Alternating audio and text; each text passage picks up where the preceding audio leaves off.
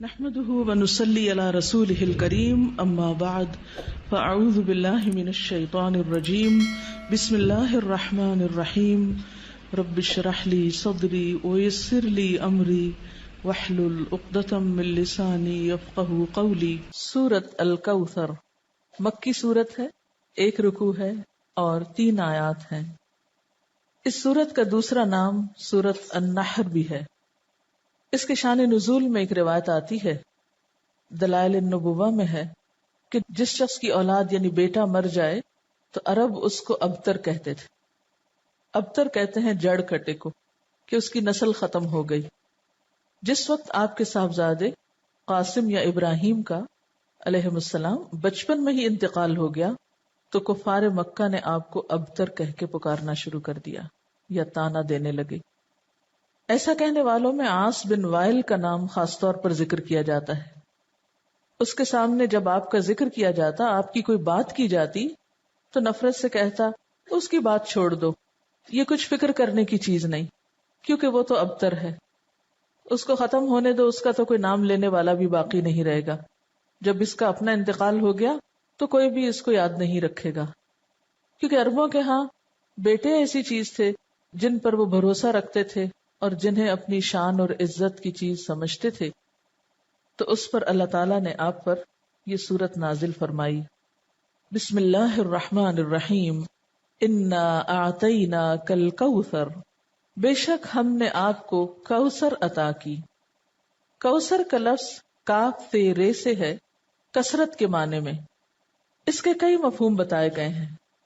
ایک معنی تو اس کا خیر کثیر سے کیا گیا ہے کہ بہت کثرت سے ملنے والی خیر اور بھلائی، کیونکہ کوثر کے لفظ میں بھی مبالغہ پایا جاتا ہے، اس کا لفظی معنی ہی خیر کثیر بنتا ہے، تو بعض نے اس کو لفظی معنی میں لیا ہے۔ پھر اسی طرح اس سے مراد وہ نہر بھی لی گئی ہے جو جنت میں آپ کو عطا کی جائے گی۔ پھر اسی طرح اس سے مراد وہ حوض بھی ہے جس سے آپ اپنی امت کو پانی پلائیں گے۔ ابن کثیر نے کوثر سے مراد خیر کثیر ہی لیا ہے، کیونکہ خیر کثیر میں پھر ساری چیزیں آ جاتی ہیں، وہ جنت کی نہر بھی آ جاتی ہے، حوض کوثر بھی آ جاتا ہے، اور آپ کو جو فتوحات دنیا میں نصیب ہوئیں، اسلام کا بول بالا ہوا، آپ کا مشن آپ کی زندگی میں مکمل ہوا، یہ تمام چیزیں اس ایک لفظ میں شامل ہو جاتی ہیں۔ گویا جتنی نعمتیں آپ کو ملی ان سب کے لیے ایک جامع لفظ ہے کہ آپ کے دشمن آپ کے بارے میں جو بھی کہیں، لیکن ہم نے آپ کو خیر کثیر عطا کر دی ہے، وہ خیر کثیر جس کا سلسلہ دنیا سے شروع ہو کر آخرت تک جاتا ہے، یعنی صرف آخرت میں نہیں، دنیا میں بھی آپ کو خیر کثیر عطا ہوئی۔ اس کے بارے میں کچھ احادیث بھی ہیں۔ حضرت انس کہتے ہیں کہ ایک روز آپ صلی اللہ علیہ وسلم مسجد میں ہمارے درمیان تھے، اچانک آپ پر ایک قسم کی نیند یا بے ہوشی سی طاری ہوئی، پھر ہنستے ہوئے آپ نے سر مبارک اٹھایا۔ ہم نے پوچھا، اے اللہ کے رسول صلی اللہ علیہ وسلم، آپ کے ہنسنے کا سبب کیا ہے؟ آپ نے فرمایا کہ مجھ پر اس وقت ایک سورت نازل ہوئی ہے، یعنی اس سورت کے نازل ہونے پر آپ مسکرائے۔ پھر آپ نے بسم اللہ کے ساتھ یہ سورت کوثر پڑھ کر سنائی۔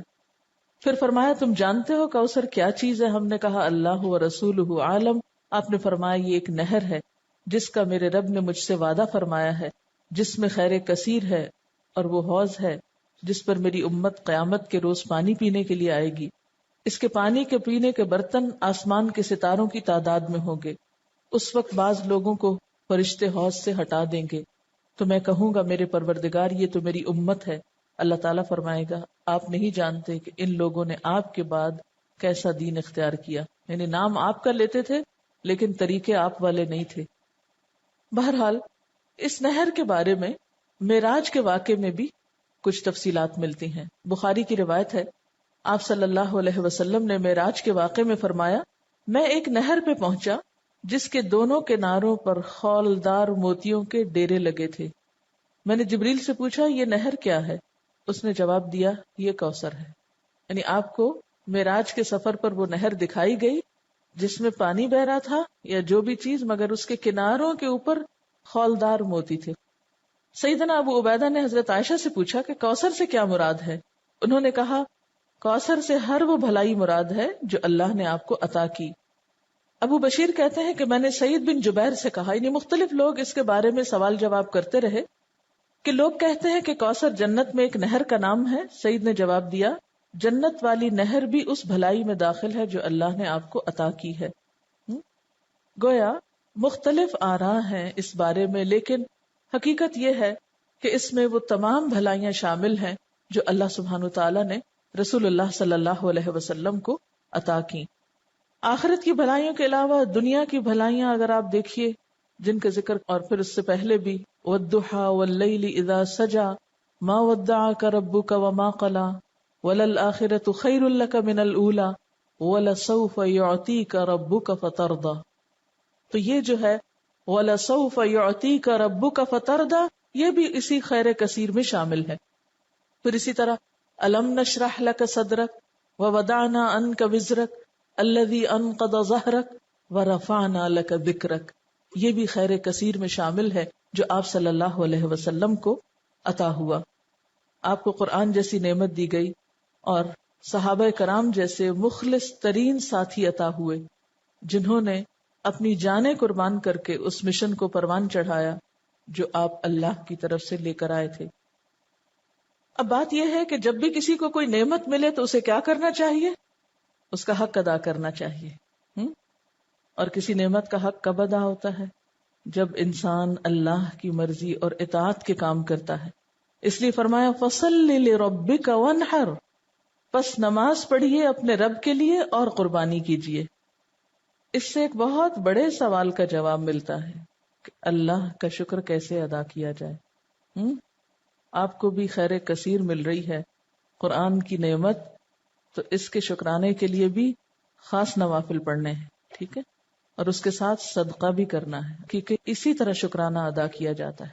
ایک طرف بندہ اللہ کا حق نہ بھولے اور دوسری طرف بندوں کا نہ بھولے.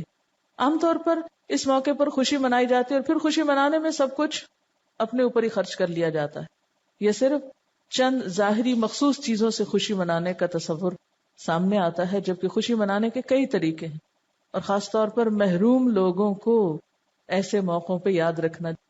مسلمان کی زندگی میں تو جو بھی خوشی کا موقع آتا ہے وہ تنہا نہیں مناتا اس کو.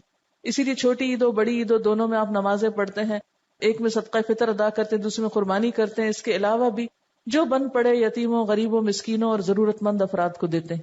اور یہی اصول رکھیے زندگی بھر، جب بھی کوئی نعمت ملے فَصَلِّ لِرَبِّكَ اپنے رب کے لیے نماز پڑھیے، جھک جائیے، وَانْحَرْ اور قربانی کیجیے. نحر بنیادی طور پر اونٹ کی قربانی کو کہا جاتا ہے، یعنی قربانی ٹھیک ٹھاک قسم کی. اونٹ سب سے بڑا جانور ہے نا، تو اپنی حیثیت کے مطابق جو بھی اللہ توفیق دے. اسی لیے کہا جاتا ہے کہ حضرت عبداللہ بن عمر نے شاید سورۃ البقرہ کے خاتمے پر 7 اونٹ ذبح کیے تھے.